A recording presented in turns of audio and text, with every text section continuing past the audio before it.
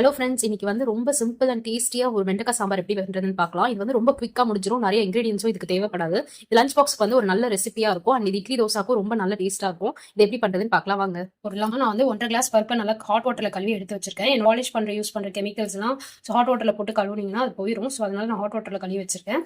ஒரு medium size வெங்காயமே cut பண்ணி வச்சிருக்கேன். நீங்க சின்ன வெங்காயம் கூட ஆட் பண்ணிக்கலாம். ஒரு 5-6 சின்ன வெங்காயம், 2 பச்சை மிளகாய் ஆட் பண்ணி வச்சிருக்கேன். ஒரு சின்ன தக்காளி கட் பண்ணி வச்சிருக்கேன். ஒரு 5-6 பல்லு பூண்டு எடுத்து வச்சிருக்கேன். ஸோ இது எல்லாத்தையும் இந்த பருப்புல ஆட் பண்ணிக்கலாம்.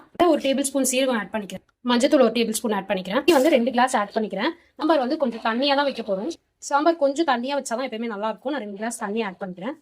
இதுல ஒரு டேபிள் ஸ்பூன் கல்லுப்பு ஆட் பண்ணிக்கிறேன். நம்ம உப்பு பத்தலைன்னா லாஸ்ட்ல கூட ஆட் பண்ணிக்கலாம். இதை க்ளோஸ் பண்ணி வச்சு ஒரு மீடியம் ஃப்ளேம்ல ஒரு 5 விசில் விட்டுருங்க. பருப்பு நல்லா வெந்து வந்துருச்சு. இதுல ஒரு 4-5 பீன்ச் பெருங்காயத்தூள் ஆட் பண்ணிக்கலாம். இதை வந்து நல்லா பருப்பு வெந்துருச்சு. நீங்க வந்து மத்தெல்லாம் வச்சு கடைய வேணாம். ஜஸ்ட் கரண்டி வச்சு நல்லா கலரி விட்டாலே அது நல்லா இதுவாகும். ஸோ இந்த கன்சிஸ்டன்சியில் பருப்பு இருந்தால் சாம்பார் வந்து நல்லாயிருக்கும். ரொம்ப வந்து கொலன்னு வேக வச்சிங்கன்னா சாம்பார் வந்து ரொம்ப கட்டியாயிரும். ஸோ நான் இந்த கன்சிஸ்டன்சியில் தான் நான் வைக்கிறேன்.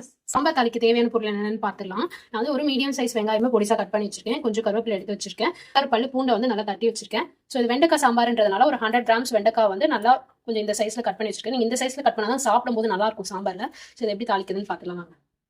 சாம்பார் தாளிச்சிடலாம். சாம்பார் தாளிக்கிறதுக்கு 2 டேபிள் ஸ்பூன் கடலை எண்ணெய் எடுத்துருக்கேன். நீங்கள் கடலை எண்ணெய் ஆட் பண்ணிங்கன்னா நல்லா டேஸ்ட்டாக வரும் சாம்பார். இல்லைன்னா நீங்கள் வந்து நார்மல் சன்ஃப்ளவர் ஆயில் கூட ஆட் பண்ணிக்கலாம்.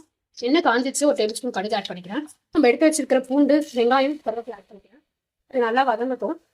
பாருங்க, வெங்காயம் நல்லா வதங்கிடுச்சு. கட் பண்ணி வச்சிருக்க வெண்டைக்காவை ஆட் பண்ணிக்கலாம். இதில் 1/4 டேபிள் ஸ்பூன் மஞ்சத்தூள், 1/2 டேபிள் ஸ்பூன் கார மிளகாத்தூள் ஆட், 1/4 டேபிள் ஸ்பூன் உப்பு. இது நல்லா கலந்துட்டு லோ ஃப்ளேம்ல வச்சு க்ளோஸ் பண்ணி வச்சுக்கோங்க. வெண்டைக்காய் நல்லா வேகும். இல்லைன்னா ஒரு மாதிரி வெண்டைக்காய் வந்து பிசு பிசுன்னு இருக்கும்.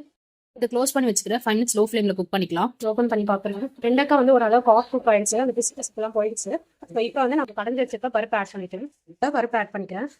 பருப்பு ஆட் பண்ணி வச்சு பருப்பு வச்ச குக்கர்லேயே 2 கிளாஸ் தண்ணி ஊற்றி 1 டேபிள் ஸ்பூன் குழம்பு மிளகாத்தூள் ஆட் பண்ணிக்கிறேன். இந்த தண்ணிலேயே வந்து நான் ஒரு சின்ன லெமன் சைஸ் புளியும் கரைச்சி வச்சிருக்கேன். ஸோ இதை நல்லா அந்த மிளகாத்தூள்லாம் கரையிற அளவுக்கு நல்லா கலந்து விட்டுட்டு இந்த தண்ணியை நம்ம பருப்பு கூட ஆட் பண்ணிக்கலாம். வெண்டைக்காய் சாம்பார் வந்து தண்ணியாக வச்சா நல்லா இருக்கும். கலந்து வச்சிருக்க தண்ணியை ஆட் பண்ணிக்கலாம். இப்போ பச்சை வாசனை போகிற அளவுக்கு இது கொதிக்க விடணும். ஸோ 10 மினிட்ஸ் க்ளோஸ் பண்ணி வச்சு கொதிக்க விட்டுக்கலாம்.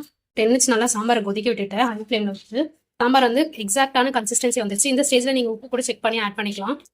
இதில் கொஞ்சம் கொத்தமல்லி தூவி விட்டுட்டு ஆஃப் பண்ணிக்கலாம். ஒரு டேபிள் ஸ்பூன் நெய்யும் மேலே ஆட் பண்ணிக்கிறேன். நல்லா சாம்பாருக்கு வந்து நல்லா வாசனை தரும். அவ்வளோதான், சாம்பார் ரெடி ஆயிடுச்சு. ஸோ இந்த வீடியோ உங்களுக்கு பிடிச்சிருந்ததுன்னா, நல்லா யூஸ்ஃபுல்லாக இருந்ததுன்னா லைக் பண்ணுங்கள், ஷேர் பண்ணுங்கள், சப்ஸ்கிரைப் பண்ணுங்கள்.